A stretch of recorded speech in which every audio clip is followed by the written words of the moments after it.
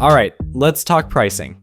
Because, let's be real, all the fancy specs and features don't mean much if the price tag makes your wallet cry.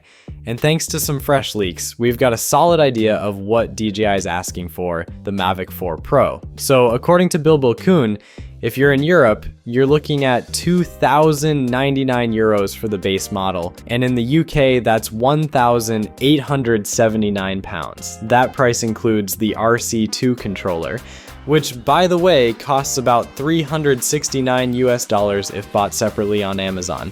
Pretty much the same launch price as the Mavic 3 Pro, so no surprises there. If you want the Fly More combo, which probably includes extra batteries and accessories, you'll need 2,699 euros in Europe or 2,549 pounds in the UK. Actually, that's a little cheaper than what the equivalent Mavic 3 Pro bundle cost. Then there's the Creator combo, which throws in the new RC Pro 2 controller and 512 gigs of built-in storage, but that'll set you back 3,539 euros in Europe and 3,209 pounds in the UK. No word yet on the full list of accessories in these bundles, but it's DJI, so expect some must-have extras. Now shifting over to the US, leaker Jasper Ellens via DroneXL says the Mavic 4 Pro will launch on April 24th for $2,250 US with the RC2 controller.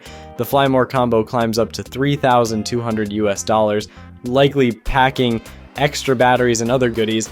The DJI Mavic 4 Pro 512 gigs Creator combo with the all-new DJI RC Pro 2 controller will cost $4,400 US.